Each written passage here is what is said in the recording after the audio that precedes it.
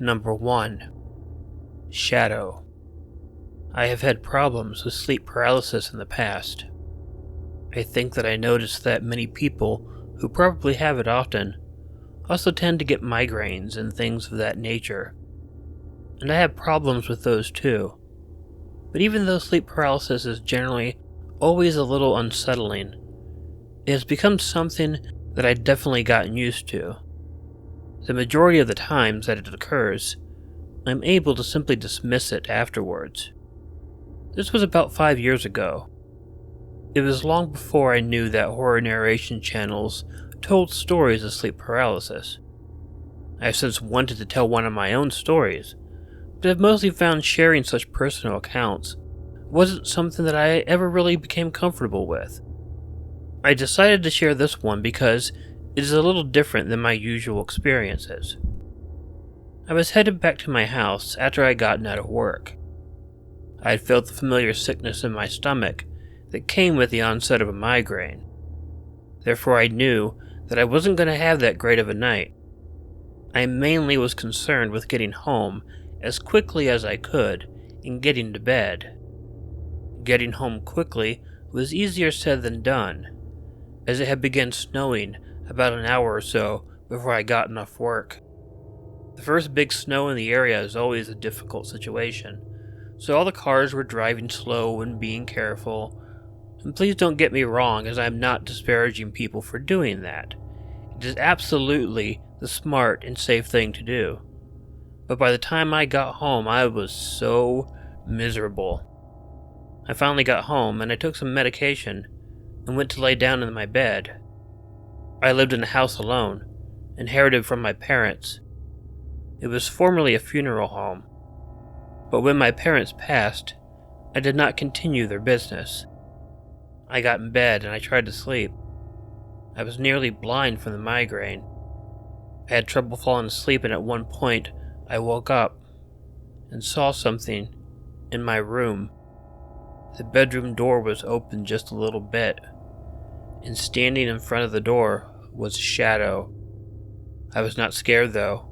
As I mentioned, I have sleep paralysis and hallucinations every now and then as part of a partial seizure. It was not unusual for me to see something, but I was confused because I always slept with the door closed. I passed out and later woke up again. This time my door had been closed. I was not able to process everything very much, so I just fell back asleep. I didn't think much about this until the next morning. When I felt better and woke up, I noticed several things. My safe was broken into. My gun was taken out of it. Knives were missing from my knife block in the kitchen. I mentioned the house being a funeral home because my dad had installed security cameras. I kept them when I got the house. When I reviewed them, I was absolutely terrified. A very large man wearing a mask had broken into my house. At one point, with a cleaver in his hand, he walked into my bedroom. He was the shadow that I had seen, and he had a scary knife in his hand. He had been standing in my room with me for at least an hour. At one point, he even approached the bed, but he did not do anything to me. He left and closed the door. The only thing he took was weapons. I have no idea why he didn't take money or anything else like that. My gun was used in an attempted murder several days later. Fortunately, the victim survived, but the fact that someone had stolen my gun and attempted a murder was beyond terrifying to me.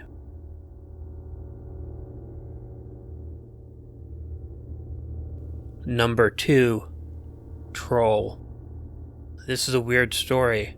It is more from my perspective, but it happened to my younger brother. We lived in the country.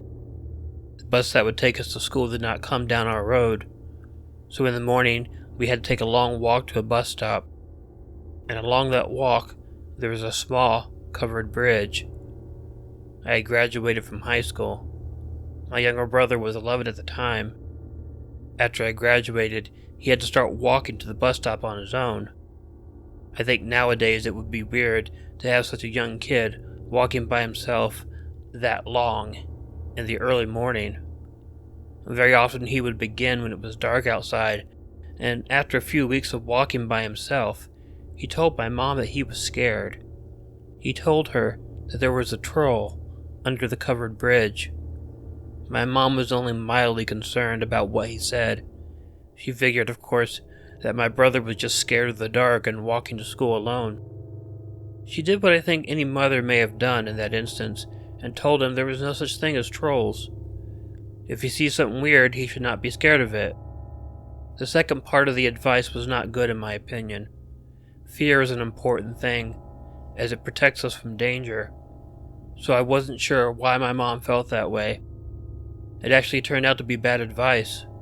A few days later, my brother Cole did not come home from school. We figured the bus was just late, but a few hours passed and he didn't show up. We called the school and they told us that Cole had never arrived to school that day. So at that point we had to call the police. That was a pain because of how far out in the country we lived. It took quite a while for the police to get there, and it was dark by that point. So the police went searching for Cole. It was an agonizing time. I really loved my little brother, and I began cursing myself for not walking with him. Even to this day, I know I share a lot of blame for what happened. I'm writing this story specifically for Killer Orange Cat because I know he lost his older brother last year. During the search, I was certain that my brother was dead, and it was very hard. I cannot tell you how much I cried because I thought I would never see my sweet and kind little brother again. The feeling of loss was heavy. It took until after midnight for the police to have found my little brother, and he was near death when they found him. He was in the creek and he was hurt badly. I don't want to go into details about what had happened to him because that is really hard to talk about. But just imagine the worst thing that could happen to a kid that age, and you'll be able to figure it out. When Cole got better, he was able to tell us what happened. He had been walking to school and came to the bridge. He was very scared to cross it. A hermit was living under the bridge. He had been there for a long time, and he was gross and nasty looking. That was why Cole thought he was the troll. Cole went over to the side of the bridge, and that is when he saw the man. He convinced himself that he should not be scared of the troll, and he actually approached the man. Well, that was a huge mistake. The guy was a pervert, and he forced himself onto my 11-year-old brother under that bridge. He was rough with him, and afterwards dumped him into the water of the creek, away from the bridge. The police found him. He had moved to an old abandoned shed. He of course went to jail. Cole was a mess afterwards. I cannot even tell you how bad he was. I began walking him to the bus after that.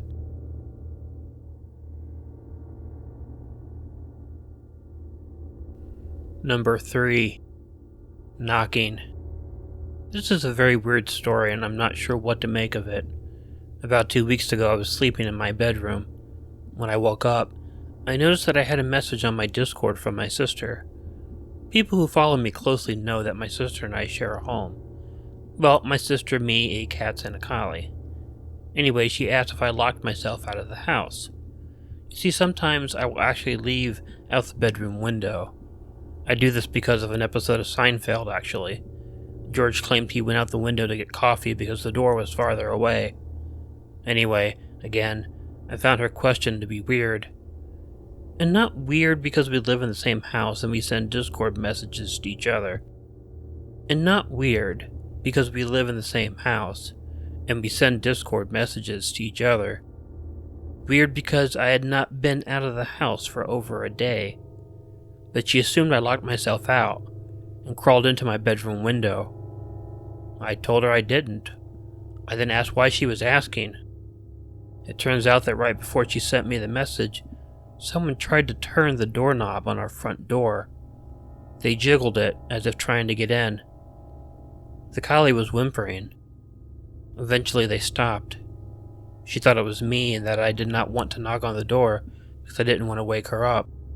I didn't think much of it really, I remember that this happened right before we were going to go see a movie. We were worried about leaving the house alone. Also, my sister and I enjoy keeping the house dark. We have always been like that. We do not have a car, so it would appear that no one was home. About 4 months ago, a drug dealer that was friends with my brother tried to break into our home. He actually opened one of my bedroom windows and almost took the screen out. Finally, he left when he saw the 4-foot sword we have in our home. Due to this incident, I bought a stun gun. Well, tonight, my sister was sleeping, and suddenly our dog began barking wildly. Buffy barks a lot, but there was a tone in this bark that concerned me. I put on my slippers and came to the living room. My sister told me that again, someone turned the doorknob, trying to get into the house. Well, I took the stun gun and went out in my slippers. I looked around the front, side, and backyards. I saw no one.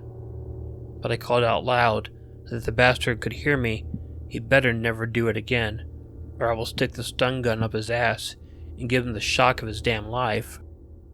I then came into the house to make cookies, and no, I'm not trying to be funny here, I actually did this. While the cookies were cooling, I decided to go and stand on the front porch. Across the street, my neighbor's house was dark. He had a lot of things stacked on his porch. Suddenly, I heard the things on the porch moving for about 15 seconds, and then it quit. And no, this was not a dog or a cat. The noises were being made by someone big, and I have every right to believe it was a person. Now, there could be an easy explanation to this. Behind my house, there's a house that is being sold. When the occupants left, they left the door unlocked. I truly believe people were squatting in the house. So what does this have to do with the story? My house was repaired several weeks ago, and it was locked up. So, was there a person under that junk? I believe there was. I believe that people were squatting in that house, and once it was locked up, tried to get into our house. Our dog probably scared them away. And then I think they were trying to keep warm under the junk on the porch of my neighbor's house across the street. I'm sorry if this doesn't scare anybody, but try to put yourself in my shoes. Somebody coming up to your house, not knocking on the door, just grabbing your doorknob and trying to get in. Somebody who does that cannot have good intentions. This is a story I heard from my friend Kay at a university. A man got whiplash in a car accident and decided to convalesce at home for a week. Kay was married, but his wife was also working, so he was all alone during the day. For the first few days, he enjoyed the freedom, but when the third day came, boredom began to set in. Still, he had to stay in because of his injury. Then one day, past lunchtime, he was watching TV absent-mindedly when he heard heavy stamping noises and children's voices from upstairs. He didn't pay much attention to it, although he wondered if they were on a school holiday. The next day began, and again he heard the same children's voices around the same time as the previous day. It sounded like there were 2 children up there. The place where Kay lived was a large apartment block, but in spite of that, it tended to be very quiet during the day. The children's voices, therefore, echoed loudly in contrast to the quietness of the surrounding. Kay, however, did not feel annoyed, but was rather glad of the distraction and a break it gave him from the eerie silence. The next day, Kay, feeling bored and not motivated enough to cook lunch, ordered some pizza. The pizza, which arrived within 30 minutes, turned out to be too much for Kay that he left one whole pizza untouched. Usually, he would keep any leftovers for his wife, but this time, he remembered about the children upstairs and, willing to do something kind, he decided to take the pizza to them. Kay had no idea who the occupants of the room upstairs were, but rang the bell on the door anyway. He heard something stir inside. but there was no answer. He rang the bell again. He felt someone was looking at him through the peephole. "Who is it?" a faint voice called out from behind the door. Kay explained he was from the room below and that he had some pizza left over from his lunch and wondered if they wanted it. The door opened a crack. It looked unusually dark inside the room. From the gap, about 5 centimeters wide, a woman appeared, revealing only half of her face. "Thank you very much, but we don't want it," the woman said coldly. It was a little too dark to discern her facial expression. Kay suddenly felt he was somehow out of place, like he shouldn't be there. However, he tried to explain to her that he wanted her to give the pizza to the children. A lukewarm air breezed out of the door. He smelled an unpleasant odor. In an instant, 2 children's faces lined up below the woman's face. The door was open still, just a crack. The dull eyes of the children stared at him. The 3 faces were forming a line. "I see. Then I will accept your kindness," the woman said. When Kay put the pizza box through the gap, a hand reached out right from the side and snatched it away. The 3 faces were still staring at Kay. "Thank you," he heard the faint voice again. Kay quickly left the place. He felt spooked. In the corner of his mind, he sensed something was seriously wrong. The image of the children's faces had left a burning impression in his mind. Faces. He felt a chill down his spine. Faces? They were forming a line. His pace quickened. He wanted to get away as fast as he could. He waited for the lift, but it would not arrive. Forming a line. Vertically. On top of each other? He pressed the button again and again. But the lift still did not come. He turned to the emergency stairs. His head throbbed with pain. He began to feel nausea. Just as he opened the heavy door leading to the emergency stairs, he felt eyes on his back. Turning around, he glimpsed, about 10 meters from him, the same 3 faces looking at him from the corner of the corridor, like before. They were showing only half of their faces and staring at him with their dull eyes. The cold daylight shining through the windows illuminated their faces. No longer caring about his neck, he frantically ran down the stairs. Although the health-conscious Kay often used the stairs instead of the lift and could even run up 4 floors in one go, he felt as if no matter how fast he ran, he would never reach the ground floor. Faces lined up, on top of each other. That's impossible. That means there are no bodies. And the strange things I saw behind the faces were hands holding up their heads. He ran into the nearest convenience store and asked people to call the police. The police came and searched the flat and found the bodies of the mother and children in a bathtub. These bodies were headless.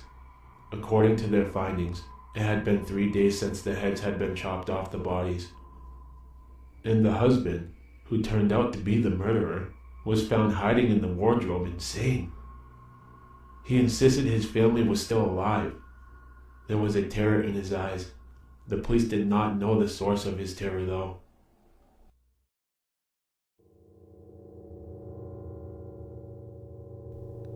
Hey y'all, Killer Orange Cat here.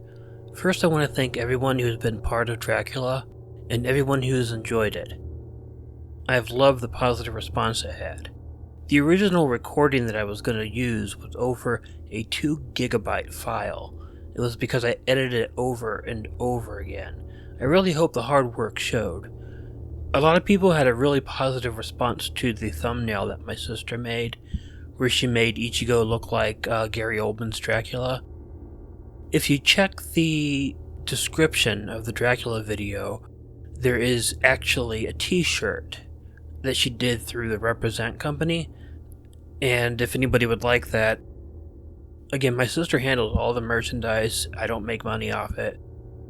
I just let her do it. It's her thing. If anybody wants the shirt or they just want to look at it, look in the description. There's a link. It's pretty good. Now, on Black Friday, I will be doing a live stream. If any narrators want to join me, please let me know. Hopefully, I will have several videos out this week as well. My good buddies, the Grimtale Brothers, have been very patient with me, as have all of my subscribers. I will have a few stories narrated by my friends up soon. If you like this video, please let me know by hitting the like button. If you're not already subscribed to Killer Orange Cat, feel free to click the subscribe button and the bell below, or click the icon of Ichigo the cat that will appear at the end of this closing. Leave me a comment and share this with someone you think might enjoy it. If you have an original story you'd like narrated on Killer Orange Cat, please email it to the address included in the description. And if anybody understands the reference I made by the name of this video, let me know in the comments.